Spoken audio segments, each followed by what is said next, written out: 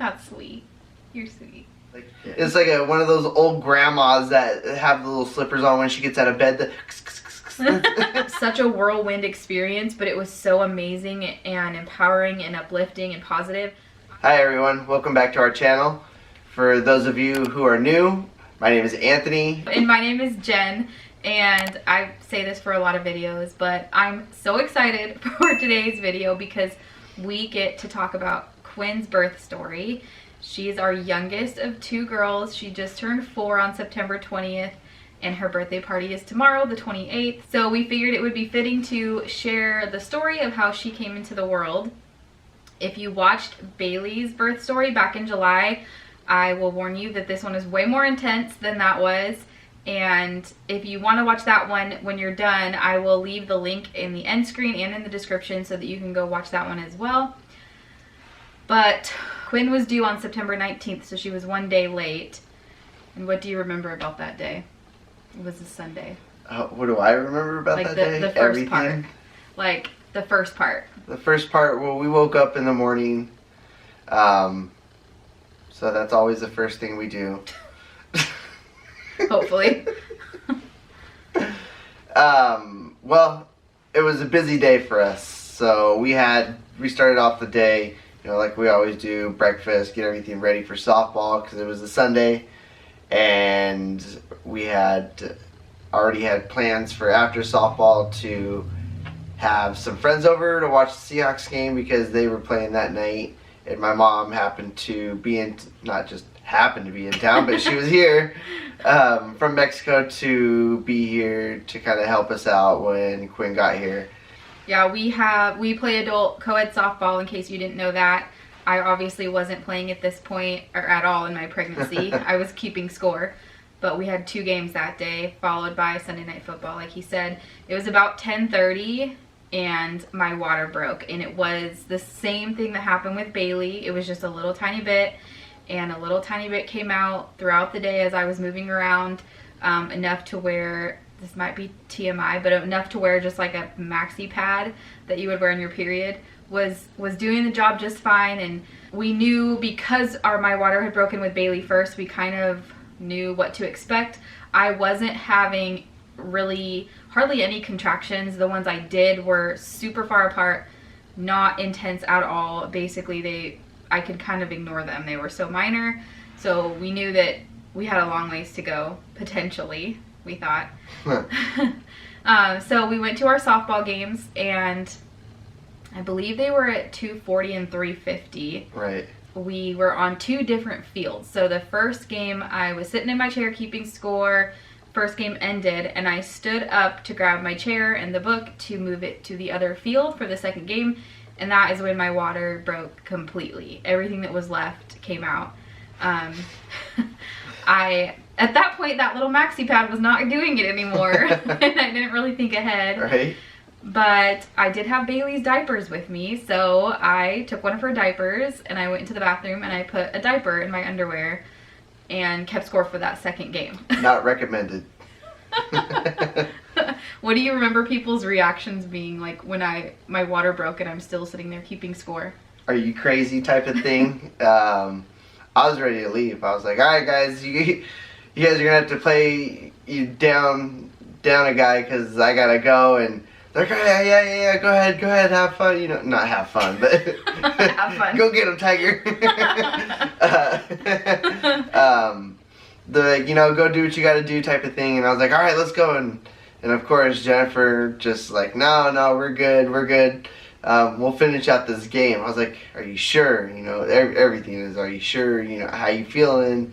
I mean, I'm out there playing shortstop and I'm barely watching the batter, and I'm just watching her over there making sure she's okay and trying not to die on the field by getting hit by a ball. Okay, he's exaggerating because at this point I still wasn't having hardly any contractions. Like, they were maybe 10 minutes apart, not even consistently, like 10 to 15 minutes apart, super minor. Again, you would never even know that I was in labor unless you saw like my soaking wet pants and either thought my water had broken or I peed myself, one of the two.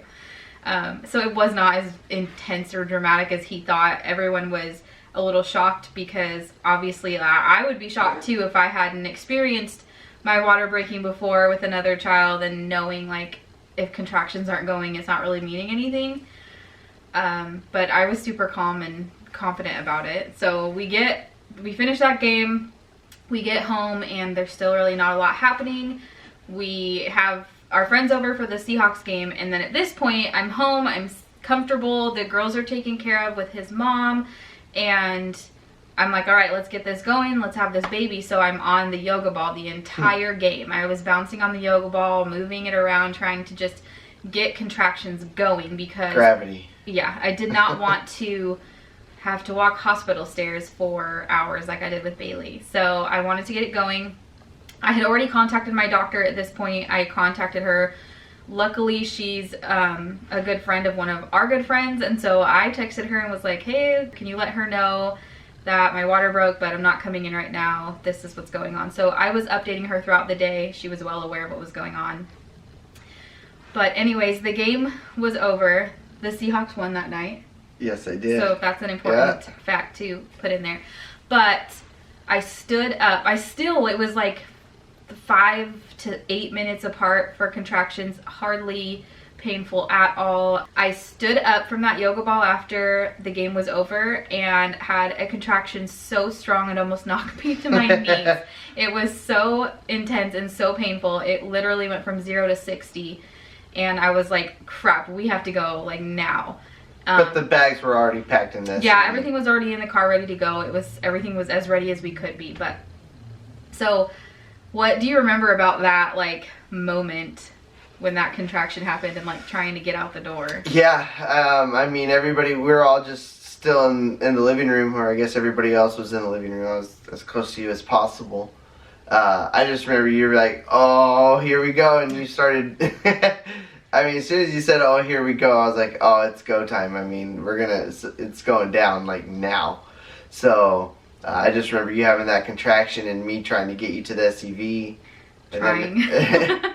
I could barely walk at that point. It was and they were coming fast. They were coming a couple minutes apart. We have a 7-minute drive to the hospital from our house, and it was 3 contractions on the way there. Yeah. 3 contractions on the way there. At least 2 on the walk from the car to the door of the hospital. And several more as we tried to walk down the long hallway to the hospital, which is where the story really gets funny.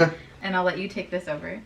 So, when we get to the hospital, to get to the labor and delivery, you have to go through the emergency room. And once you get to the emergency room, it's a quick little zigzag. But once you pass that zigzag, it is a straight shot. And it's a long, long hallway. I kid you not, it seems to be about 100 yards. This fool is trying to walk the entire thing, and she can't even get through the parking lot without having 3 contractions and taking like little mama shuffle steps. Like, it's like one of those old grandmas that have the little slippers on when she gets out of bed. That's how she's shuffling her feet. And I thought I was walking for like normally. No. And so there just happened to be some chairs right there. As soon as we turned that corner, I was like, no, sit down. She's like, no, I got it.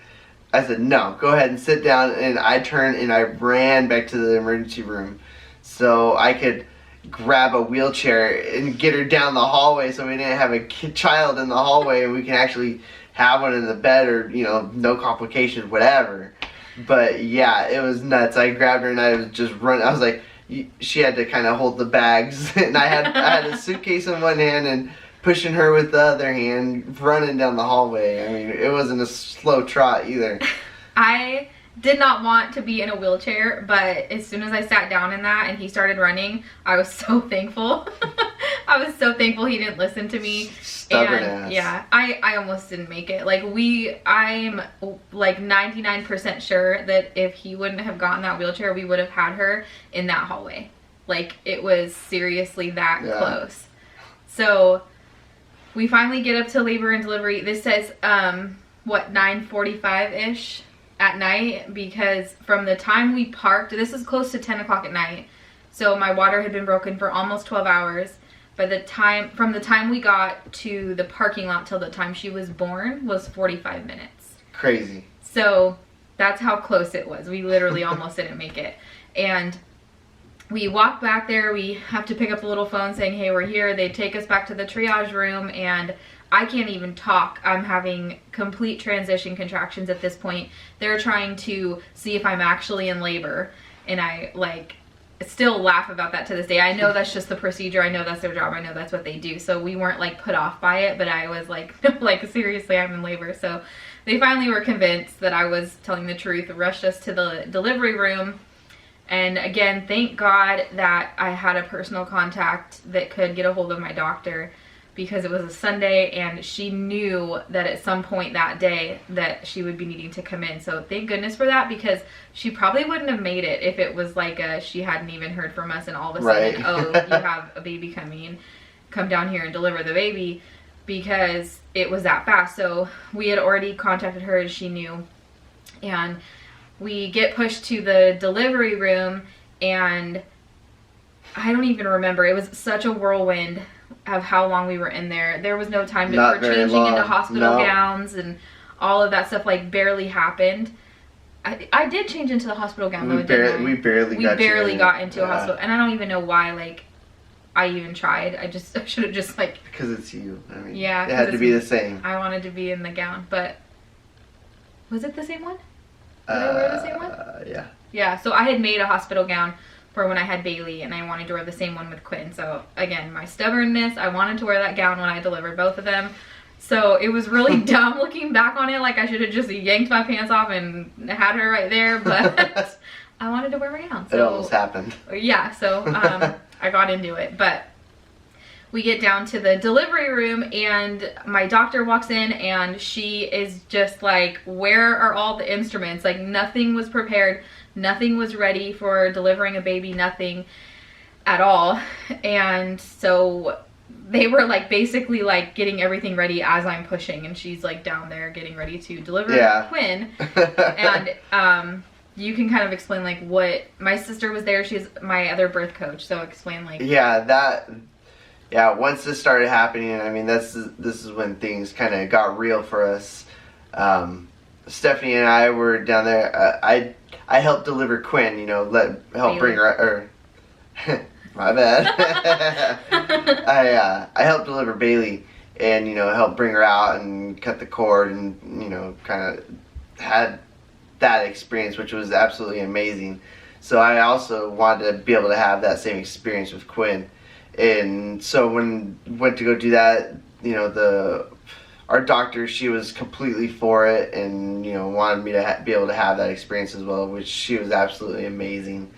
And as soon as Quinn's head starts to pop out, you know, she's kind of getting to about her nose, right past her chin, and as soon as we can see her neck, we notice the cord is wrapped around her neck, and her face is purple. Stephanie and I, Jennifer's sister, we just kind of looked at each other, and the doctors immediately said, Jennifer, you have to stop pushing. And I mean, if you've had a baby, you know that that's almost impossible to do. Yeah, so it was nuts. We looked at each other, and we just knew, don't say anything, don't push. And which, you know, we kind of just went from being down towards the bottom, we went right up to Jen, and we're like, look, you gotta not push. And she's like, I'm trying. And the doctor was able to cut the cord in time for Jennifer to be able to push, and then Quinn just came right out after that, which, I mean, it was terrifying. So fast. It was terrifying just to see her face purple and the cord around her neck, and just, I mean, everything was just kind of running through my head. Jennifer has no idea what's going on, because Stephanie and I were able to really conceal our fear, I guess. Yeah, absolutely. Yeah. It was a fear in our eyes when we looked at each other, and we just knew not to say anything because we couldn't freak out Jen. I love both of our birth stories. I love this birth story because it's so different. And I mean, I guess technically every birth story is different, but so different from Bailey's, I mean. And I had such a whirlwind experience, but it was so amazing and empowering and uplifting and positive. I had never planned to have an epidural, so it didn't matter that, I couldn't get an epidural because it was too fast. It didn't matter. Even if I had wanted one, there would have been no time. I didn't want one. I did Bailey naturally. I wanted to do Quinn naturally as well, so I was thankful for that chance and that opportunity, that everything went smoothly.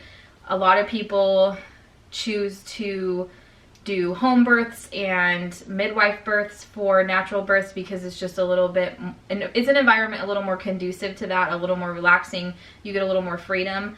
I personally worry about everything, and that is true. I always am thinking of the what ifs, and I wasn't able to get past that.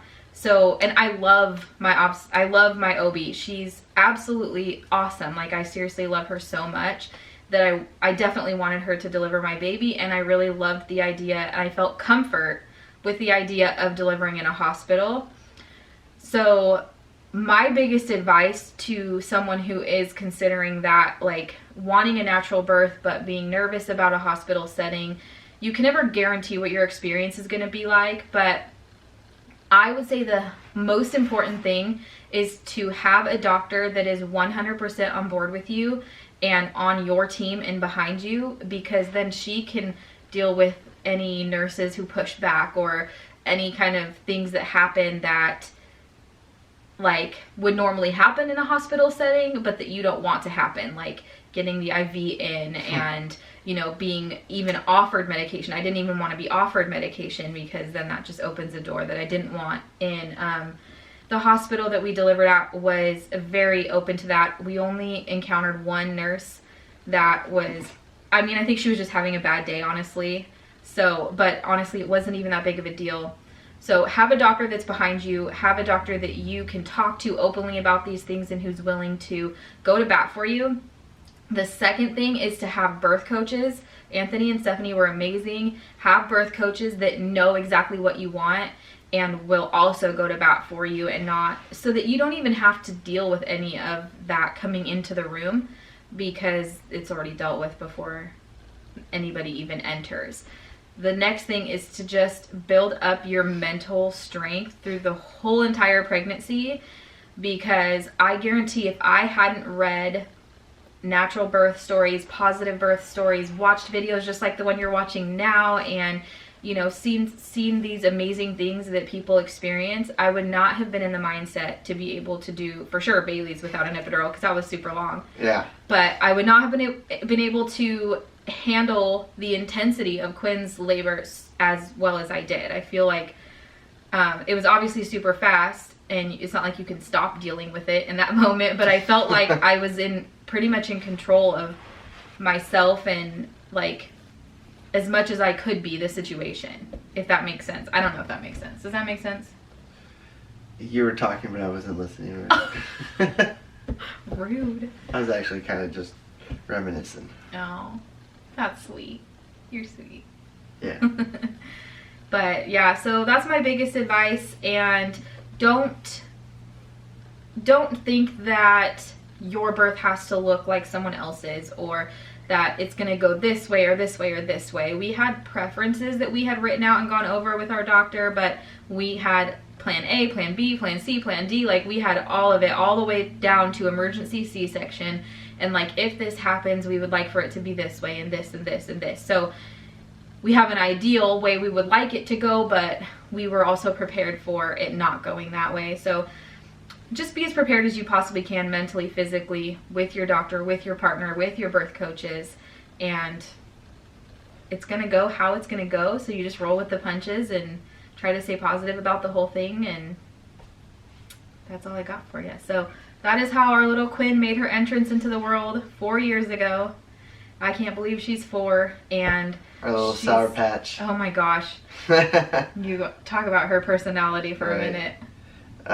Yeah, she is, she's one of the most sweet girls you'll ever meet, and she always wants to tell you that she loves you and give you big hugs and kisses and just be all over you, giving you cuddles and things like that. And next thing you know, not even 2 seconds later, she's running around circles and trying to karate chop me as hard as she can. and then give me hugs after she's done with that too. Yeah, she's just all over the place. She is my little mini me, pretty much. Yeah. Yeah, pretty much. So she's gonna give us a run for our money, but we're loving every minute of it, and we're excited to see who she turns out to be. It's a really fun thing. It's really awesome. We're really thankful for everyone in our life, for the experience of both labor and deliveries, and for both of those little girls and each other, because we wouldn't have them without each other. Right. But that's it for now. I hope you guys enjoyed listening to Quinn's birth story. Stay tuned next week because Quinn's birthday vlog will be going up from her party. It is a chocolate theme because she loves chocolate, or as she says, cock it, because that's how she says chocolate. But for now, stay humble, be kind, and we'll see you next time. Bye, guys. Stay humble, be kind, and see you next time. Yeah. But for now, be humble, stay kind.